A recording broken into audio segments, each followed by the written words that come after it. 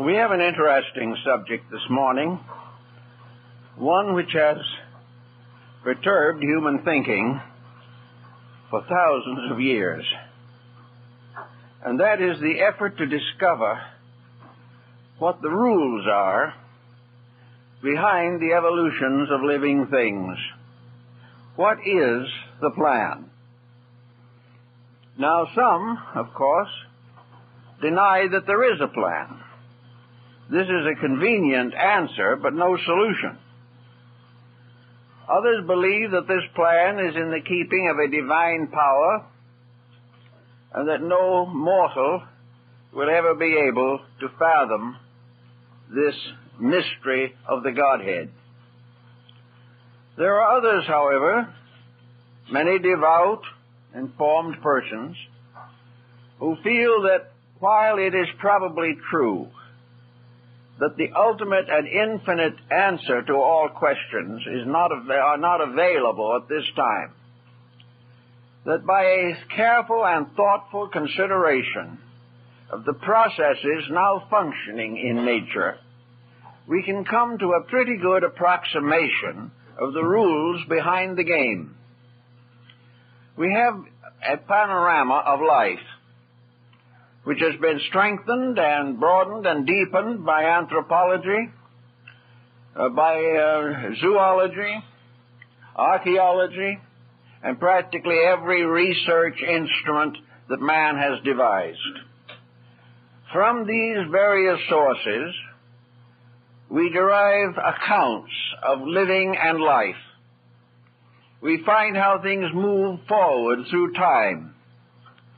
We observe, perhaps, if we are thoughtful, the correlations between cause and effect. And out of a simple and quiet meditation upon what is visible and knowable to us, we begin to recognize that destiny is a pattern, not a series of incidents or accidents. The processes of destiny seemingly are continuous. They are immutable. The most important of all things is the process itself, with which all life becomes involved. The more we know about the destiny of life, the better we can cooperate with it every day. And there are some who suspect that man has been given a mind in order that he may use it to think about the reason for himself. That while most persons use the mind simply to advance some important detail of their own, behind the thinking power is the energy necessary to contemplate, at least in part, the unfoldment of this thing called destiny. We are in the same relationship with another word called fate. Now, fate has been associated with fatalism or fatalistic circumstances. And this idea that there is a fatal necessity against which we cannot revolt and which we cannot transmute or transform within ourselves has led to religious fatalism, which is particularly obvious in the faith of Islam, in which fatalism is essential doctrine. It is part of the principle upon which the faith is built.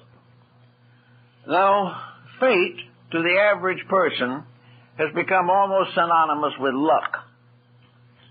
Fate is something that happens for no obvious or practical reason, or the cause of it is something we do not wish to investigate.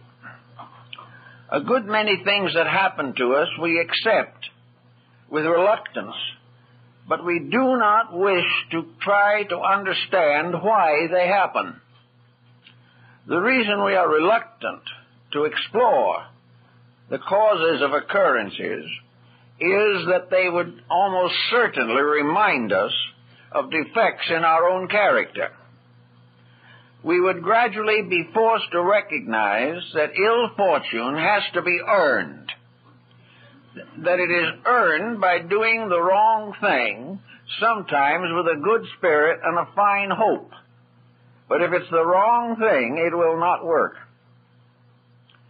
Therefore, it would appear that fate, particularly, is the expression of man's experimenting with the processes of living.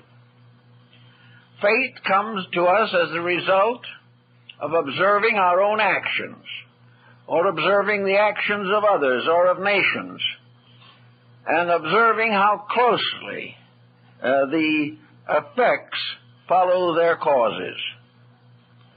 There are broad patterns of, we might say, fatalism, expounded by the teachings of Oswald Spengler, who points out that there is a constant relationship between events, and that similar causes always produce similar consequences.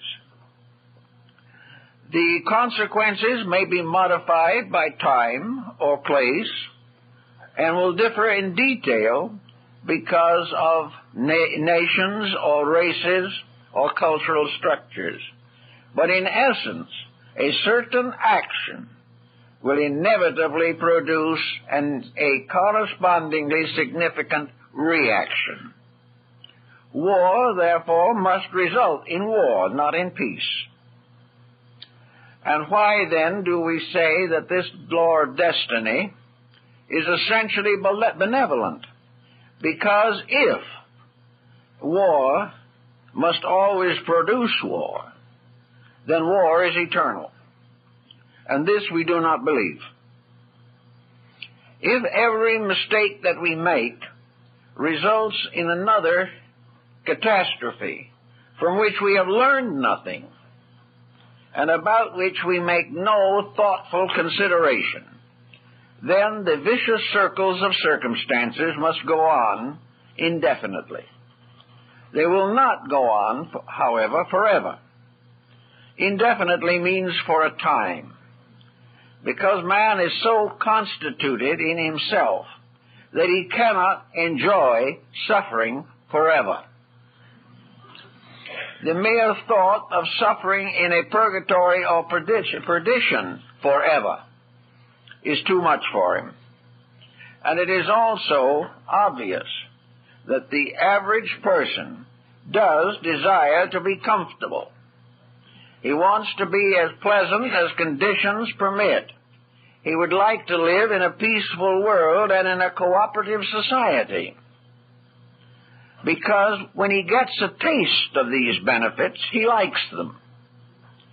But unfortunately, his own character will not maintain his desire or his intention. He drops back into being what he has always been, and that is a competitive creature. He has not yet had enough suffering to realize that suffering is due to wrong action, that there is no possible way, scientifically, religiously, or philosophically, that the individual can make a mistake without paying for it. We like to hope that this point is not as severe as it sounds. We like to hope that we can do as we please and that all will come out well. This is possible only in a person so enlightened that what he pleases to do is the greatest good for himself and everyone else. Until this is the basis of his pleasure, pleasure will alternate with displeasure down through time. The individual, facing the consequences of his own conduct, has developed a considerable literature on the subject, much of which we call history. Now, history for most persons is a boresome subject. It is also a very unpleasant one. For the most part, modern histories are accounts and repetitions of the delinquencies of mankind. They contain the constant record of our mistakes. They show the inevitable consequences of man's inhumanity to his own kind and to other forms in nature. Everywhere history tells us that we are making mistakes, and we keep right on making them. We have not yet realized that history is a kind of scripture.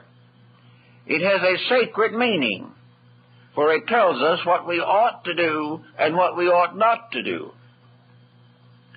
Now, when we study what we should do and what we should not do, we are reminded of a concept of Goethe, in which he points out that there are two selves, or two souls, or two individualities inside of each of us.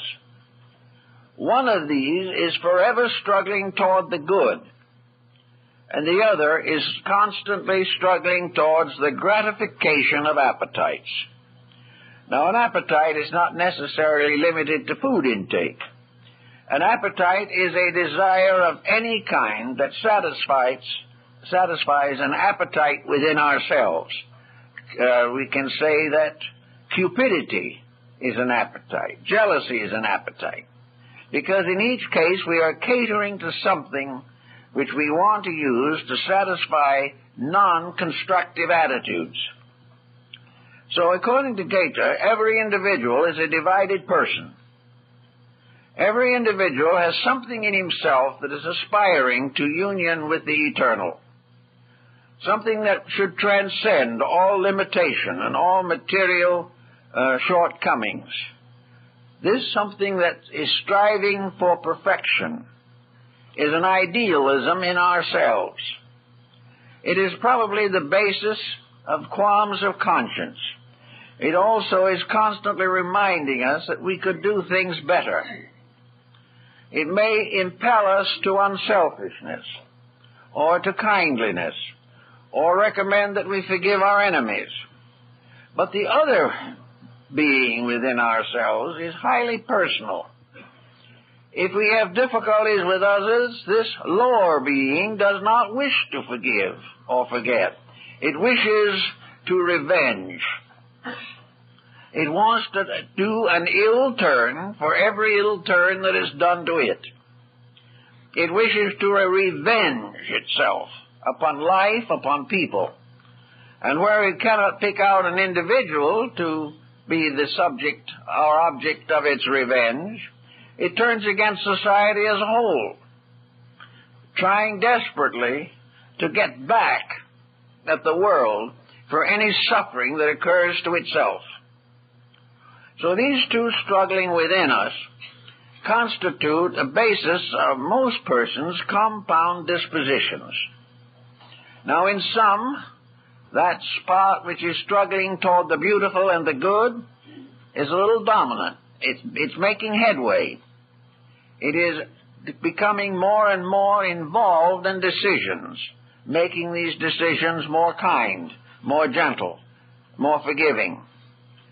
Then when others, the other type of attitude, the negative being, is gaining strength because of disillusionments, because of frustrations, and simply because the individual is becoming more and more centered upon the gratification of his personal appetites and desires. One thing, of course, that complicates the whole issue is the circle of the unknown which is drawn around the lives of all of us. We live in the midst of a circle, and there is a wall beyond which we cannot see and we cannot even guess with complete accuracy. Everyone, therefore, lives within this environment and is dominated by it. In this environment, there are certain fallacies that have become almost canonical. We regard them as scriptural. We regard some of these fallacies as little less than of divine origin, when in reality they are not. Among the fallacies, of course, is that we must build in our entire way of life upon the program for the 70, 80, 90 years of our present embodiments. Everything that we can possibly do to gratify ourselves must be done while we're here.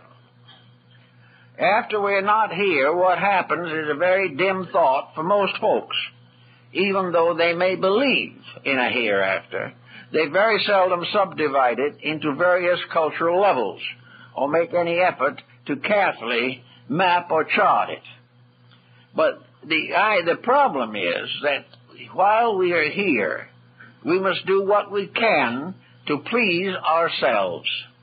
We must gratify every habit that we can gratify, fulfill our ambitions. We must also get back at our enemies. I know cases in which an individual has carried an enmity to the deathbed, and then, as a last attitude in this world, had something unpleasant to say about his enemy, and died with it on his lips. We never give up. And we feel that if someone has injured us, it is our divine right before heaven to dislike that person to the end of time. These kind of thoughts had a very serious effect upon our environment. They result in conditions that have gone on generation after generation, and we gradually take this pattern and tie it into the concept of destiny. It is destiny that certain things that happen. It is destiny that we shall go on living as we do and passing on a heritage of suffering to our descendants. We must fulfill the pattern of things as they have always been. And this brings the individual into a very sharp decision, namely the problem is, can he change? Can any individual really, basically, change their ways of life? There are people that tell us they've changed, and in many ways, probably they have. But change means not merely a new adjustment to a situation. It may mean to move out of that situation entirely. A change means that the individual achieves a social change by a personal one. He improves his family by changing himself and not his family. He improves his ethics by becoming more ethical rather than demanding ethics from others. He achieves a spiritual insight, not necessarily because he receives instructions, but because he experiences the importance of self-improvement. Change, therefore, is the one thing that can change the course of destiny. For destiny is the thing as it is, continuing to be as it is, and continuing to result in the difficulties associated with it until some long-range program changes it. Very few people are able to make a major change in their living while in the midstream of an embodiment. They would like to, and a few in desperation try to make a change. But now what motivates this change? What motivates the desperation that causes some people to make a major break in their pattern of living?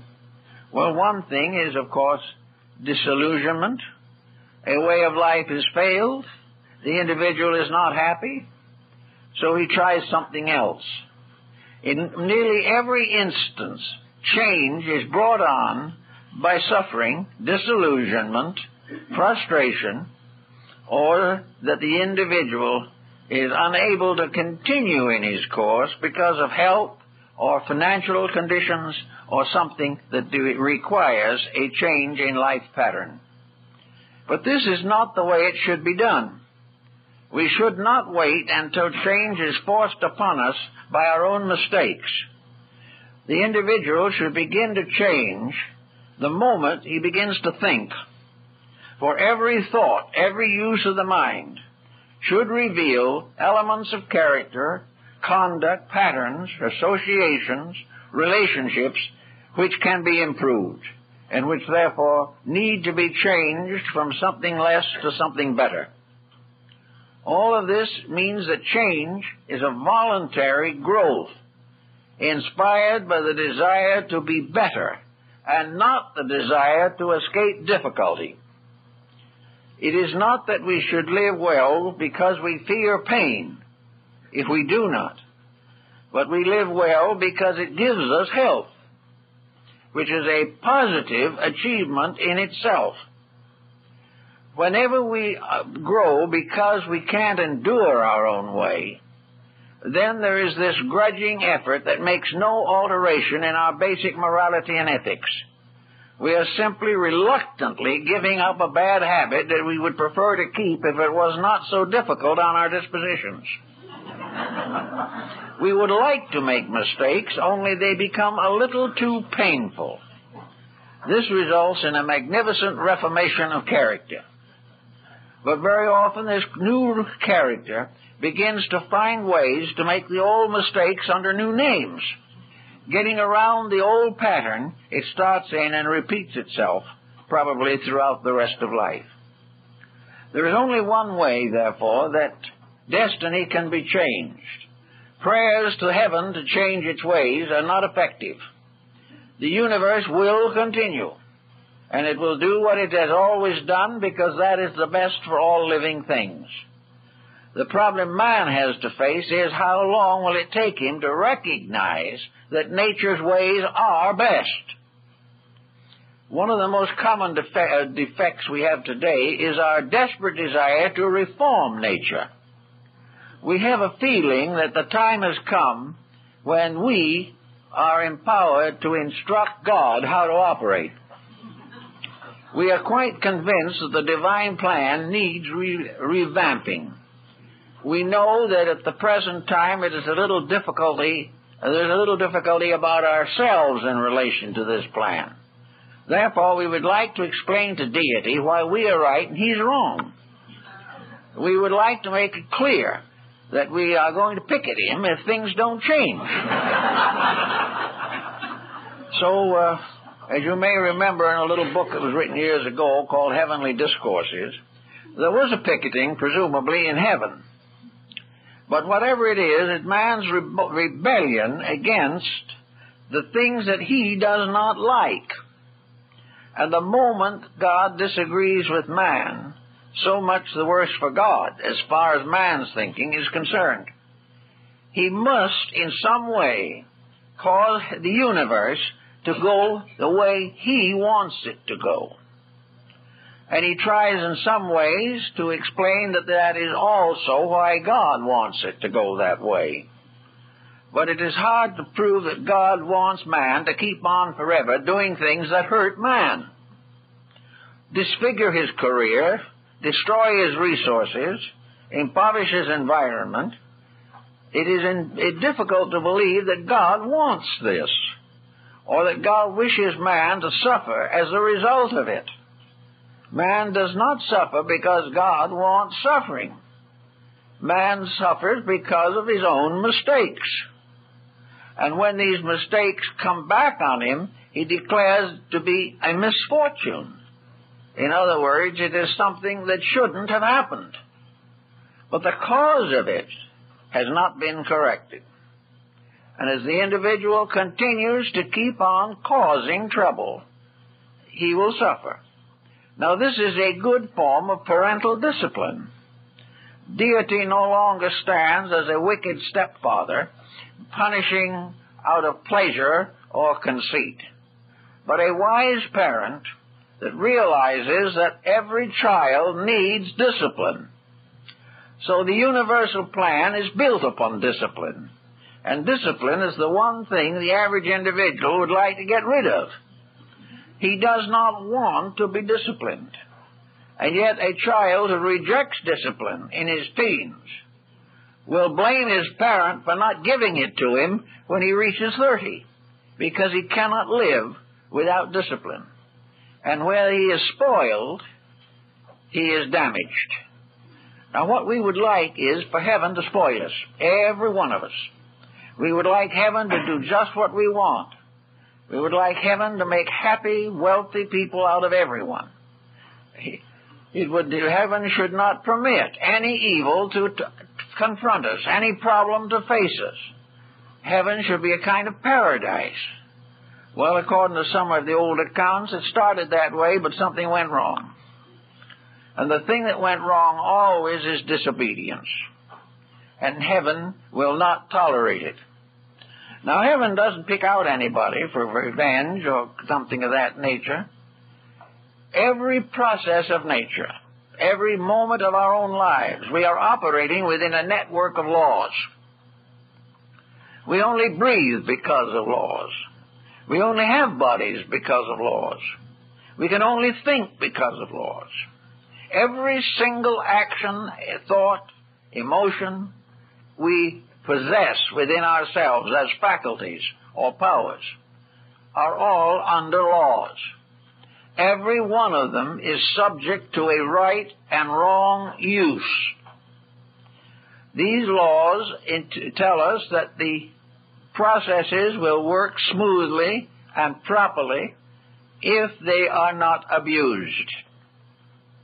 If, however, we disobey rules, then a whole group of faculties go out of equilibrium. The individual who becomes a narcotics addict is destroying a whole group of law patterns which he needs for a successful life. He is damaging himself. No one is making him do it. We may say that he is beginning at a time when he's not wise enough to know what to do. He is over-influenced by others. That is the reason why the growing person, the immature person, must be given adequate discipline, parental control and direction. And this may be a very difficult job. And in some cases it's impossible. But where this fails, then the state has to step in and complete the discipline, because the individual cannot be permitted to live an undisciplined life and expect anything but disaster. So this is what we call destiny. This destiny is ourselves catching up with ourselves. It's what we have set in motion finally coming back upon us. The blackbirds coming back to roost under our own eaves. This problem, then, is that destiny can be changed. Destiny does not have to act this way. And the old astral theologians had much to say about this. Ptolemy pointed out in astrology that there is no inevitable destiny. There is no way in which fatalism can be interpreted into the human process. The only thing that we call fatalism is that once we have made a mistake, we must face the consequences. No mistake, no consequences. A good action, good consequences. A corrupt, negative, or destructive action, a bad consequence. This is immutable. This is inevitable, and there is no way to avoid it. And it sometimes takes a lifetime to learn this, and it may take 50 lifetimes to learn it. We may come back again and again hating society because it will not fulfill our wishes. But someday we're going to learn the simple lesson that our happiness in the environments in which we find ourselves are the results, consequences, and harvests of our own integrities. These are the things that are important. Realizing this, then we can see what destiny really means. Destiny is unwritten in our terminology, but it is the fact that every process that exists in nature has a reason for its existence. It is part of a perfection without which nothing can be complete. The complete pattern. This is the full structure or archetype for our existence. Within this grand archetype are innumerable small ways of existence. And we find in the animal kingdom a good example of the very simple, actual intuitional factor which controls animals. We call it instinct. But animals seldom break law. They do that which is inevitable to themselves. They fulfill the archetype of their own kind. So do flowers and plants. All forms of life, even mineral forms, fulfill their archetypes. And by fulfilling them, keep faith with the principle or destiny for which they were intended. It is perfectly obvious that if the living thing does not mentally interfere with its own destiny. Instinct will lead it in the way it should go. Now, instinct is a very valuable thing, and human beings still have it, but only in residual quantities. Instinct is no longer the dominant with man. Man has been raised to another level, and it is this other level to which he belongs that makes him humanity. Man is not simply an animal standing on its hind legs. Man is a creation of itself, the creation being different from all others because it has self-determinism through the existence of mind. Mind makes the human being a species of itself, not tied to any other except perhaps in the long patterns of evolution. But as a creation today, it is unique. It is unique because it has to change from instinct to reason. It has to be guided no longer by immutable principles operating through it. Man must direct and use these resources by conscious decision. In other words, man suddenly becomes capable of fulfilling the mystery of evolution. For evolution is impossible except to a creature that is self-governing. A creature living entirely by instinct cannot be either virtuous or vice-ridden. He cannot earn something better or deserve something worse, because he is not a free agent. He is bound only by instincts within himself which he cannot resist. Man, however, is no longer so bound. He has the power to use and abuse the resources of his own humanity. He is able to make good laws or bad ones. He has the right to live according to principles or to transgress principles. He has the eternal privilege of being happy, but he also has the responsibility which makes him make himself miserable. Man, therefore, is a self-motivating being, and in his self-motivation, he is moving gradually and inevitably toward the great archetype of the universe itself, which is also a vast self-moving organism, moving exactly according to law. When man fits into the pattern as one fragment of this great creation process, the moment he adjusts to the pattern and there is no inconsistency between his own conduct and that of the grand pattern, pain, misery, and suffering cease. These things all arise, these misfortunes, are always the result of the fact that man's conduct does not agree with the inevitable conduct necessary for the perfection of the divine plan. So having come to this realization, he begins to think how he can do it.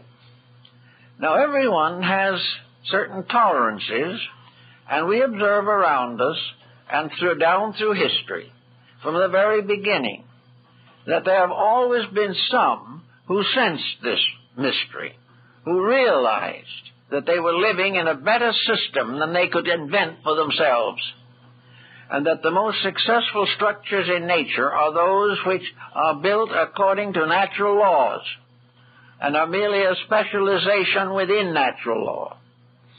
Human life is a specialization within natural law.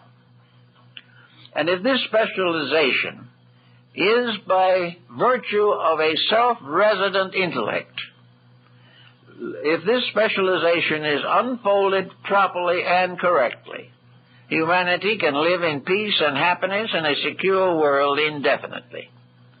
He can live in such complete peace that he will then be able to further develop still higher resources which he cannot work with until he overcomes the common problems of daily living. They have to be overcome. They cannot be discarded. A man looking at these problems gets all kinds of attitudes about them. He has one thing that he's always hoping that somewhere in nature the great laws will become sentimental, and will pat him on the head and say, "You poor fellow, I'll make an exception in your case." We are all looking for this kind of paternalism. We are all trying to figure in some way how to escape the consequences of our own conduct in a universe where this appears to be impossible. So we have developed philosophies and ideas for evasion of our own responsibilities. We have not decided to earn our way out of our troubles.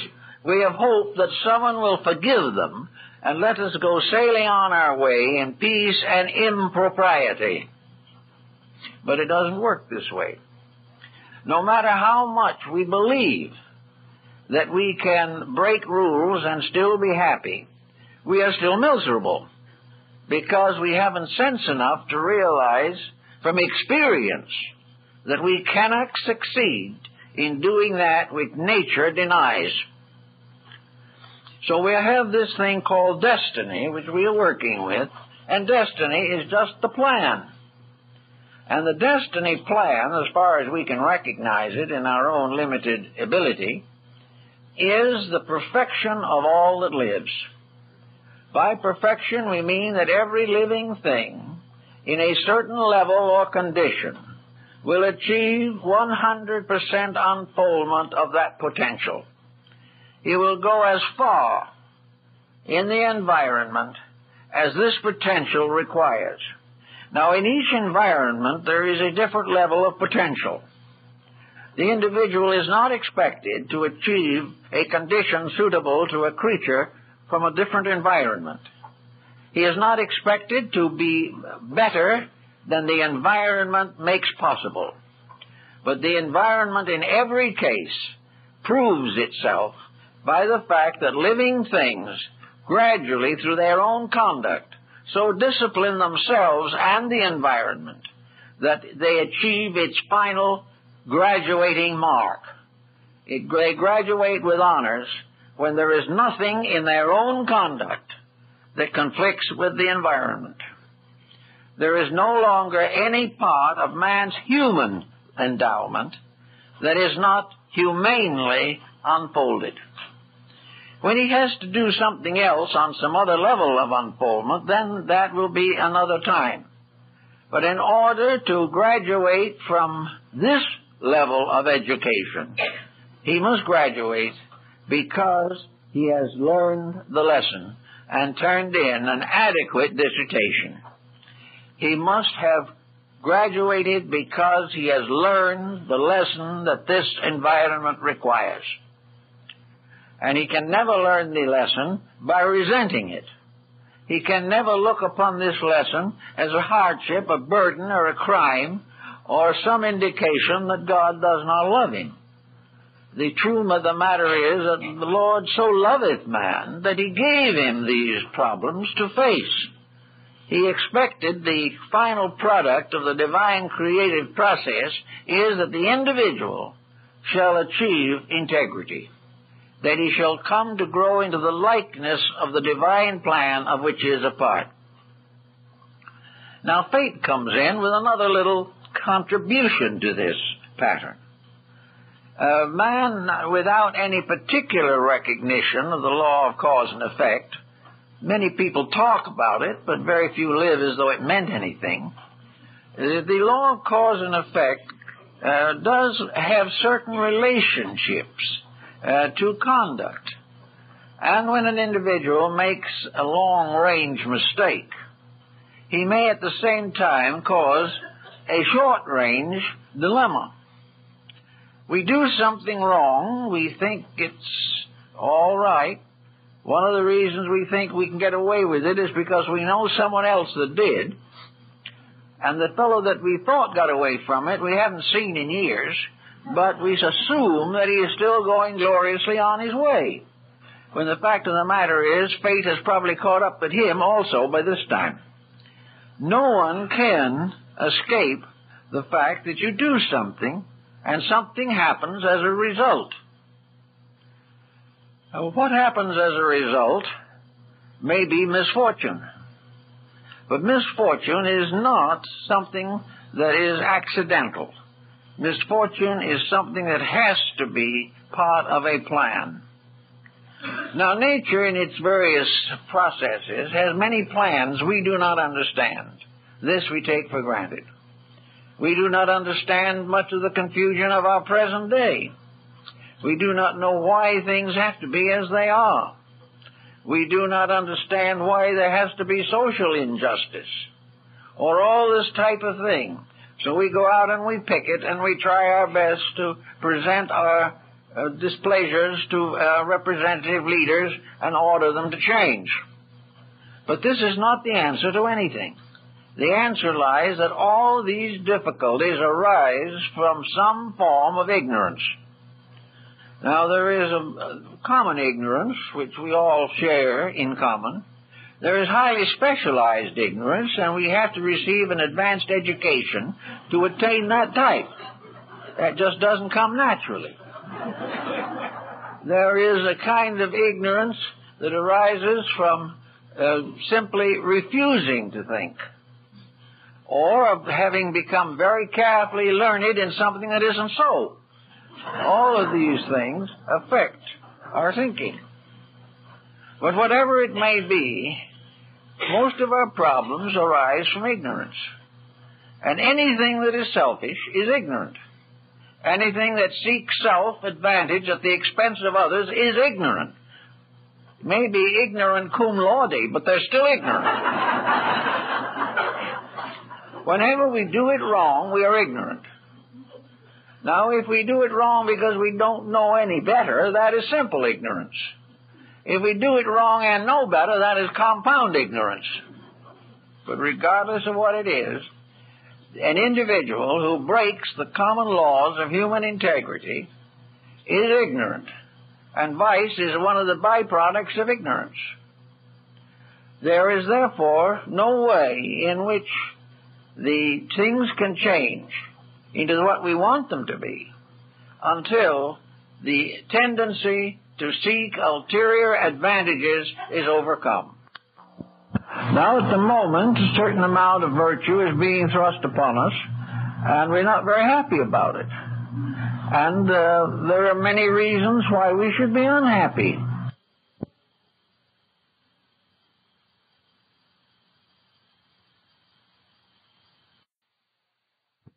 Being thrust upon us, and we're not very happy about it. And there are many reasons why we should be unhappy. We are not sure what level of wisdom or ignorance is leading all this. But one thing is certain.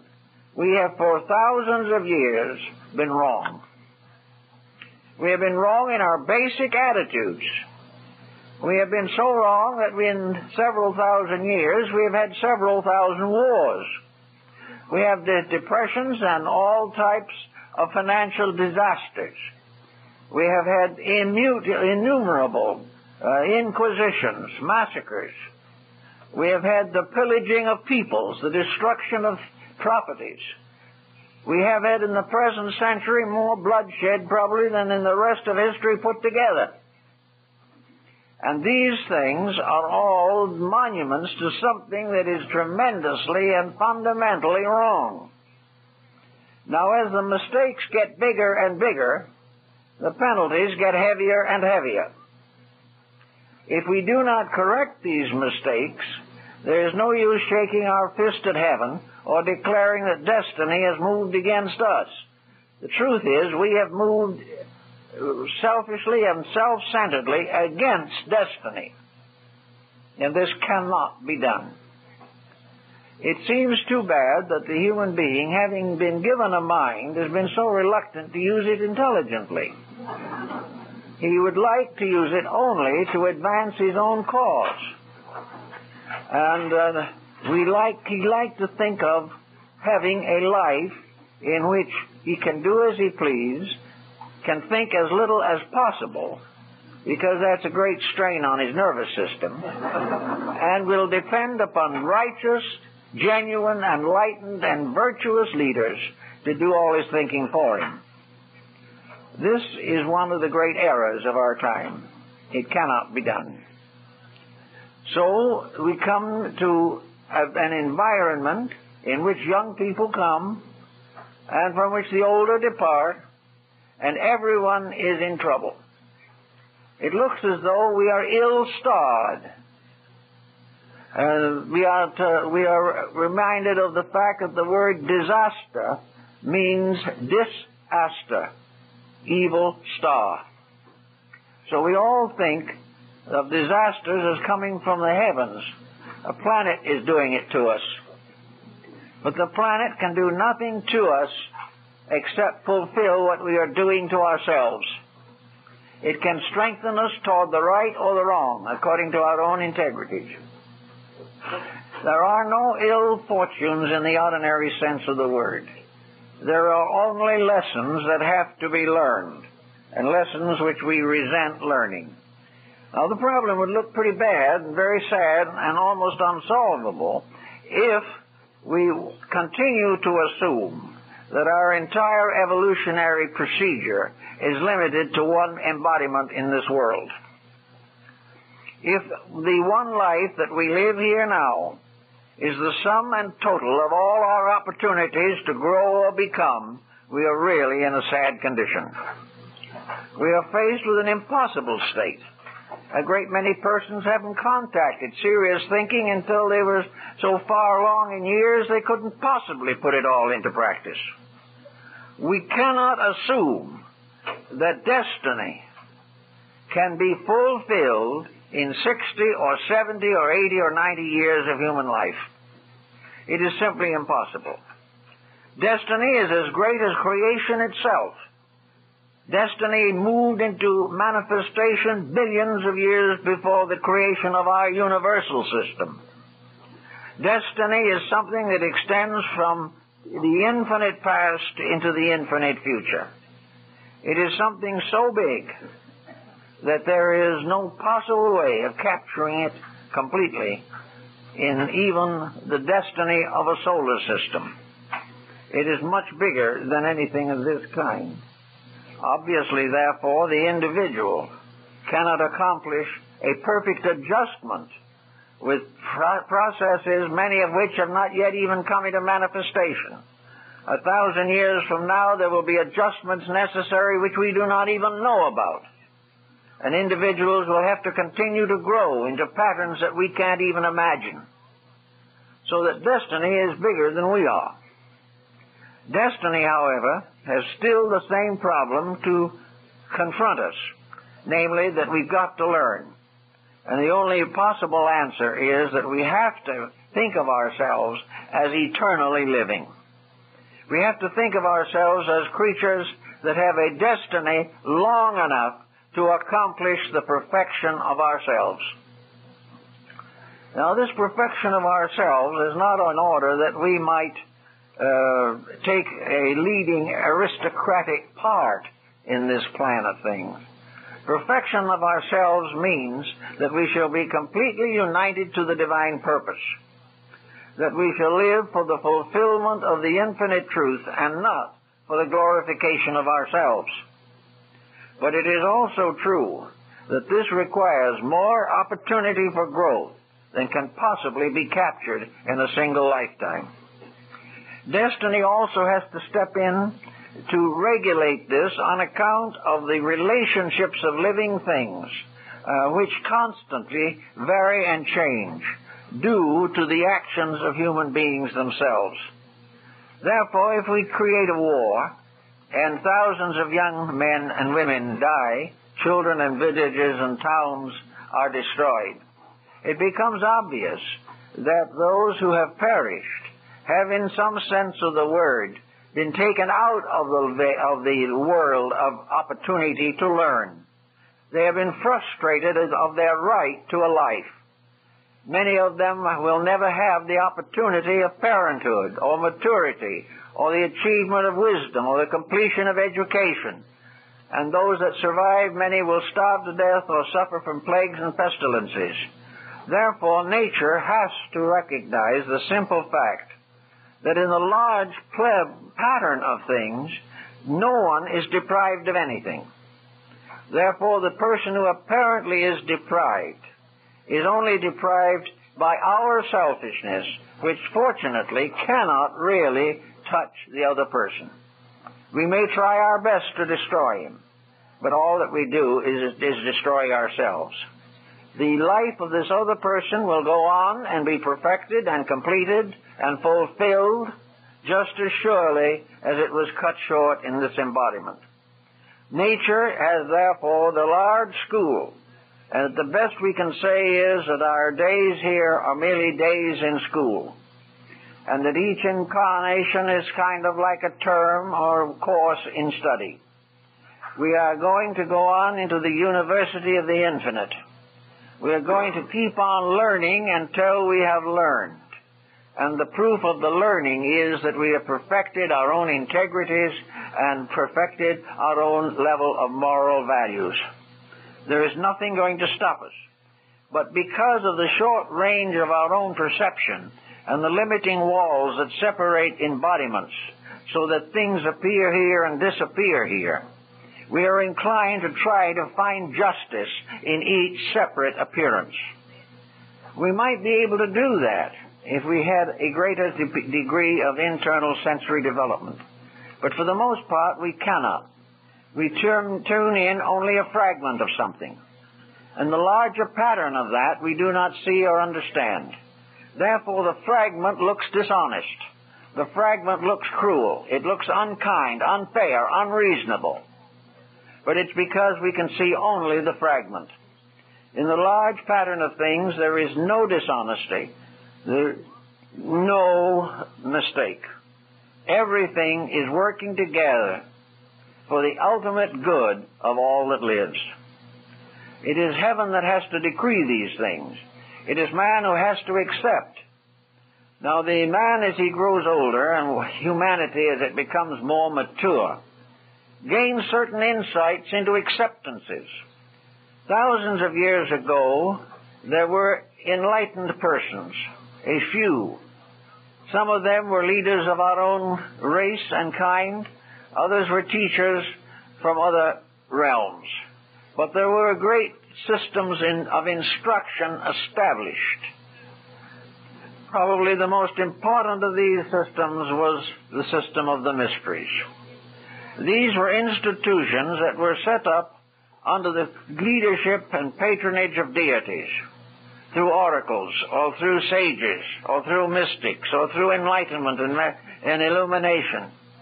These systems had a key to the problem, and they accepted into their groups those that had a sincere desire to cooperate with the divine purpose of things.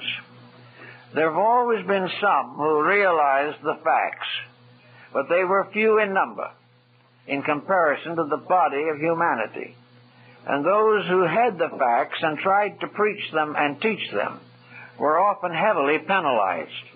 The individual who is ambition-ridden, who is wealth-dominated and obsessed, will turn against anyone or any system which threatens his superiority or security. So most of the great teachers of humanity have been martyred or disgraced or ridiculed, and their systems have been gradually corrupted and perverted if they survived. So there has been a definite effort to block that type of thinking which would liberate the individual from the tyranny and oppression of ignorance. In some cases, this has succeeded. And today, as never before, thoughtful persons are turning to find solutions to some of these problems. They want to live better. They are trying to. And at the moment this effort is made, there is a distinct change in the social structure of mankind. Today, probably, there is greater emphasis upon an effort to find some working solutions than there has been in the last 1,000 years. And that is because the problem is bad. Evil has come upon us. And we are beginning to wonder how we can change ourselves and thereby change our destiny. This is the answer. In changing ourselves, we change all things. An effect cannot follow if the cause has been changed, or if there is an old cause that cannot be altered. A new pattern will transmute that old cause into power for spiritual integrity rather than merely punishment. So in a long pattern of embodiment, we have the answer to the situation of the problem of fate as an evil incident, as something coming in at the moment of success to blight us, something coming in at the moment of power to cut us down. All these things are hard to understand, but they are all tied together in a concept, in a consciousness realization that is so incredible that the human mind cannot contemplate it successfully. We cannot see the interaction of millions of forces like tiny rays of light, or the magnificent vibrations radiating from innumerable and uncountable atoms. Everywhere life moving, and everywhere this movement a manifestation of an eternal law unfolding and growing. Like the seed growing in the ground, every plant is a magnificent testimony to a divine purpose. And when we consider all the fields of the earth, each bearing its own flora, we begin to realize just a tiny bit about the infinite diversity of life. And yet this infinite diversity of life is not a mass of accidents. It is not a condition in which some strange happenstance is responsible for the situation. It is all the unfoldment of one basic principle that will go on unfolding through the end of time. It is something we've got to tune into. It is something that we've got to discover in our own ways. And we won't start by finding all the answers. We'll start by finding one answer. And that one answer will suggest a second. And gradually, over a number of lifetimes, we will begin to answer more questions than we will continue to ask, because we will get answers to many that now seem unanswerable. Everywhere there is a potential in the human being that is infinite. There is nothing in space that is not also within humanity. And the full unfoldment of humankind is as mysterious, as wonderful, and as glamorous as the unfoldment of the cosmos. It has to come. And we cannot find just the right words, probably, to say, why did it start in the first place? It's hard to quite figure out some of these principles, because we haven't got the intelligence to do it. So now comes something else into the pattern. And that something else is faith. There are things about the infinite purpose that we cannot know at this time. Therefore, we have to have faith, which is indeed the realization of the reality of things unseen. But faith is more than this. Faith is the individual gaining confidence concerning the unknown by gaining understanding of the known. Faith is the gradual realization of the universal integrity of the plan. If the plan is right, then the individual has the right to have faith in it. If man can convince himself that he is a purposed being and not simply some kind of a biological byproduct, if man can realize that birth, life, death, and rebirth are great truths of existence, then gradually faith is strengthened. Wherever there is evidence of the victory of virtue over vice, faith is strengthened. Wherever we see a divine dedicated purpose gaining support, we can know that faith is increased. Faith comes as inevitable evidence of little things that we have noticed and can notice, which give us the sense of thankfulness, the realization that in some wonderful way we are protected creatures. And faith also, finally, gives us a large inscription upon the wall of space, namely that while we do not know it all, what we do know tells us that what we do not know is good, that all things are essentially right, that what we do not understand, when we do finally understand it, we will find that it is beautiful and good, that we will never come to an understanding that the universal plan had evil in it. We will never be deceived that evil arises from immutable purposes, but that evil is what it appears to be, simply a reaction to ignorance, superstition, or fear. That ignorance and superstition have burdened the race forever, up to now.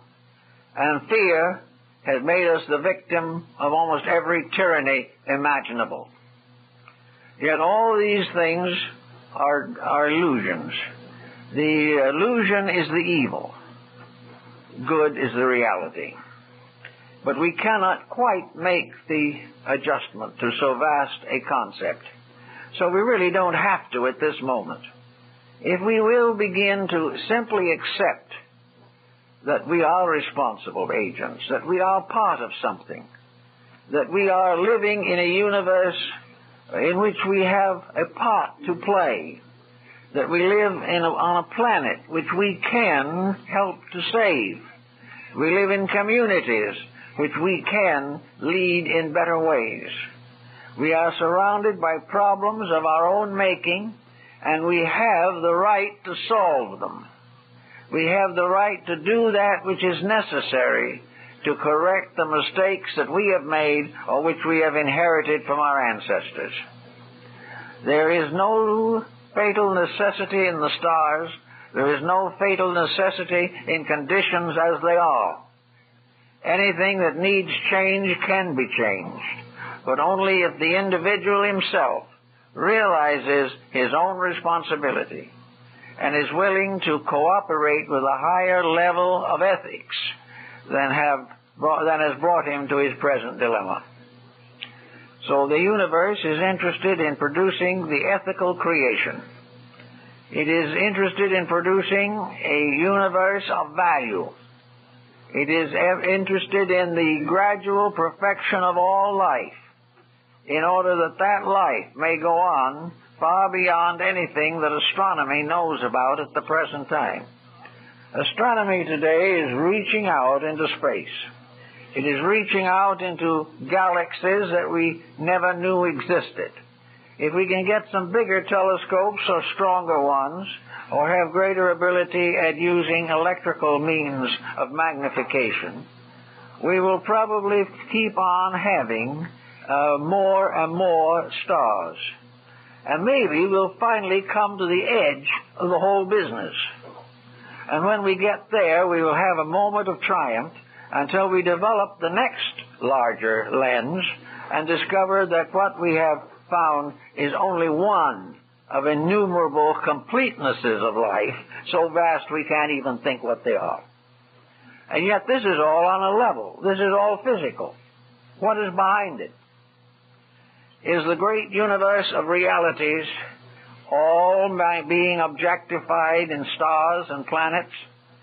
Are all these little lights something that someone has lit in space? Or are they only symbols and evidences of a great order of life that is planted in space as trees and bushes and shrubs are planted on earth? What is the great earth that sustains space? What lies beyond all of this? What lies beyond the magnitudes and immensities of the physical existence?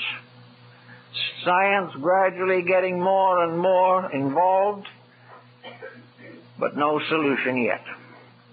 There is yet no solution for why these lights are there in the first place. We may count billions of stars, but why are they there? How did they get there? What is the reason for them?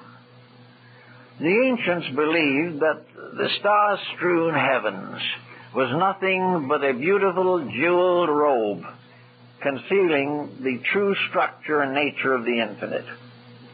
that the infinite is not an infinitude of stars or suns or moons. It is not an infinity of microbes either. The infinite is a tremendous reality beyond our conception.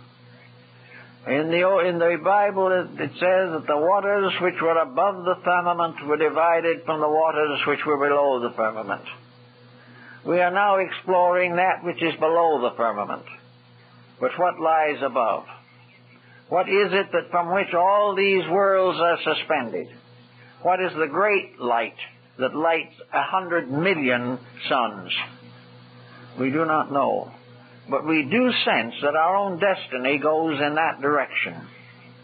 That when we outgrow the littleness that we know and have mastered the destiny we now deserve, that we are going to be part of this life that goes on beyond 100 million galaxies into a vastness which we might term eternity itself.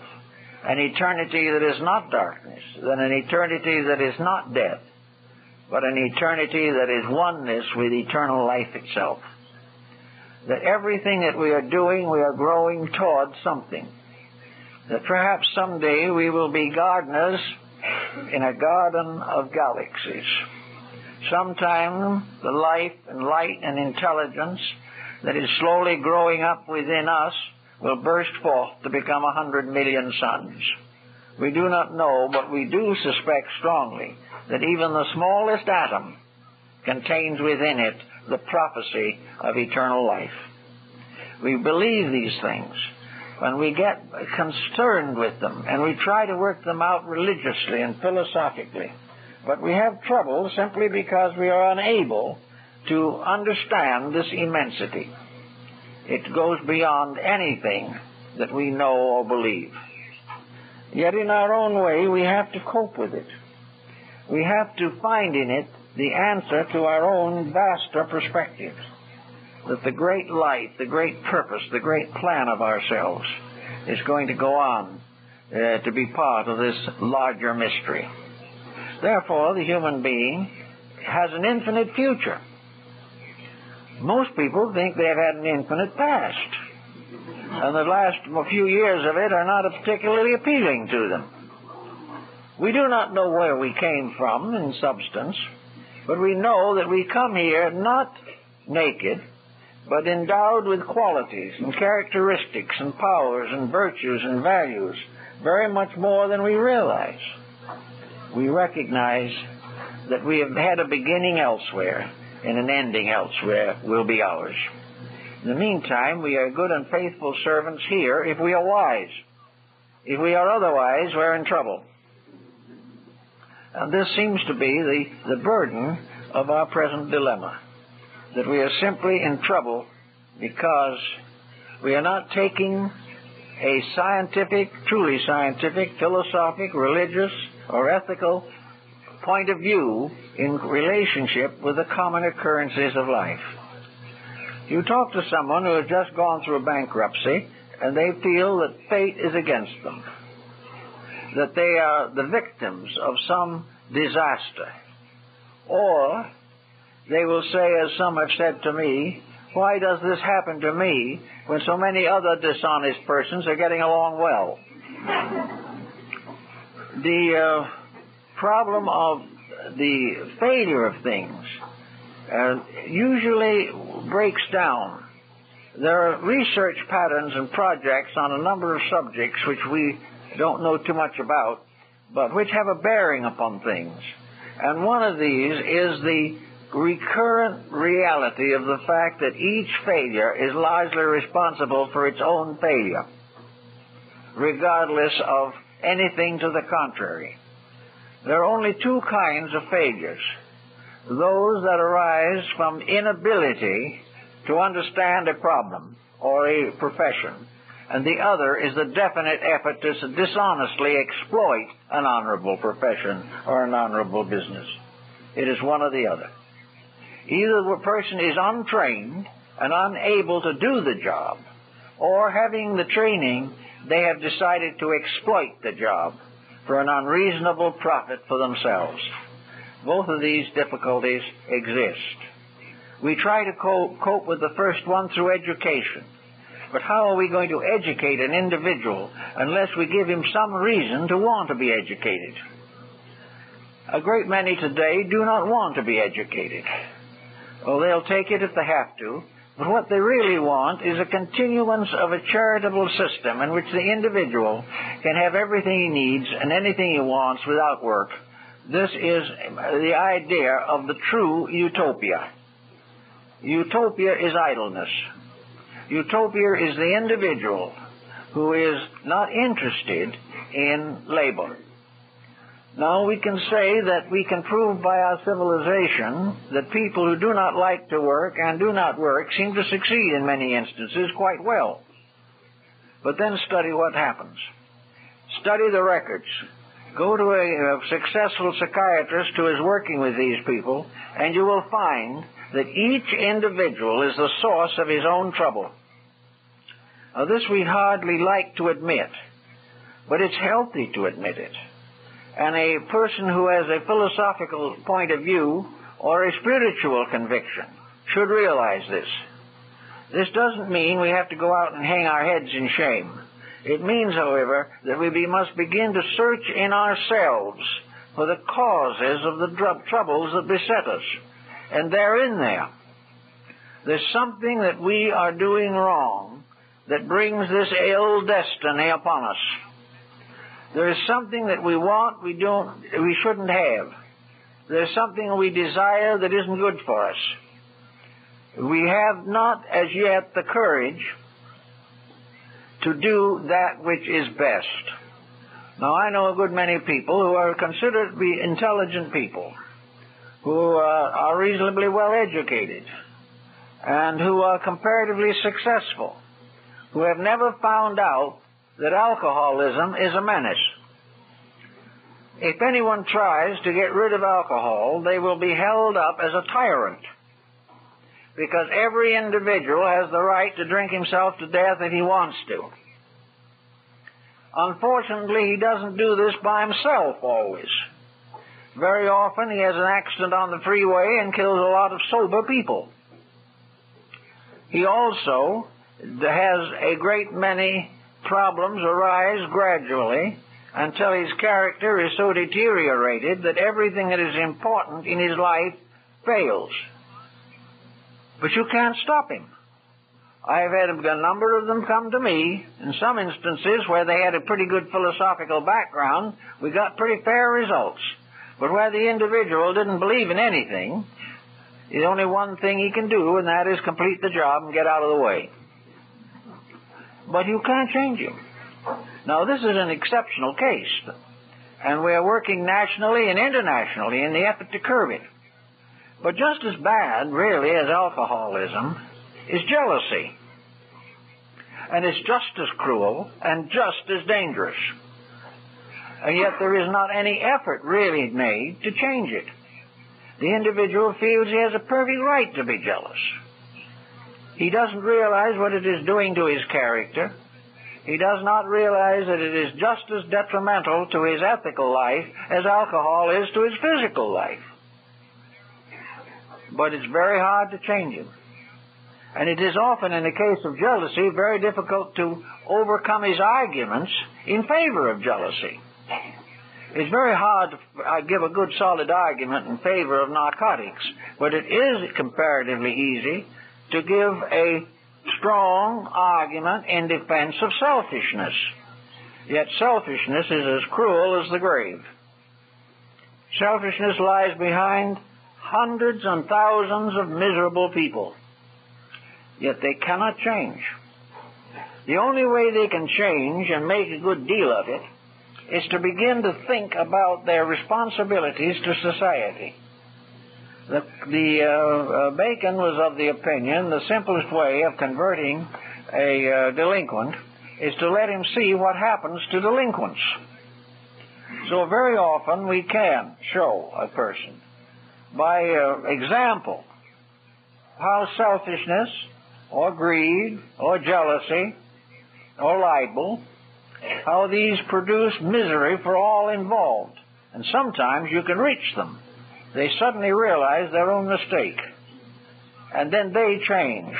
The moment they will correct this fault, they will find that fate and destiny no longer burden them with the consequences of a fault that they have conquered. Now, one thing that also worries some people is that after you have conquered a fault, we'll say, you've really made a good job of it. You've really gotten over it. And then when death comes, you lie down perhaps a little more comfortably. But what happens after that? The next time around, are you going to have the same fault again? Or have to fight it? No. A fault once corrected does not return. A fault that has been corrected by growth, by the individual becoming more than he was before, will never permit him to become again less than he is. Once the truth of a fact is driven home, it cannot be forgotten. And an individual is never confronted with the same debt twice unless he has failed to pay it.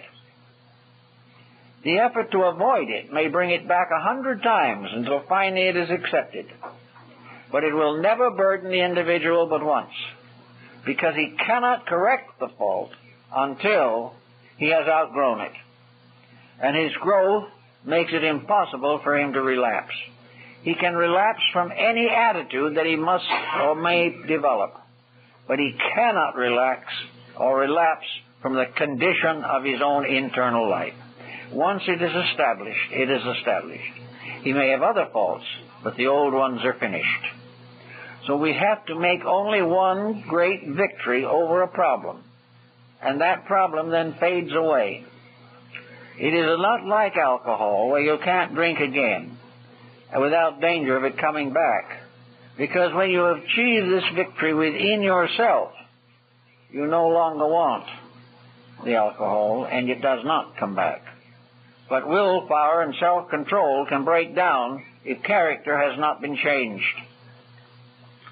So here we are in the midst of all kinds of situations. Here we are, children of destiny. Here we are wondering where we came from and why we're here.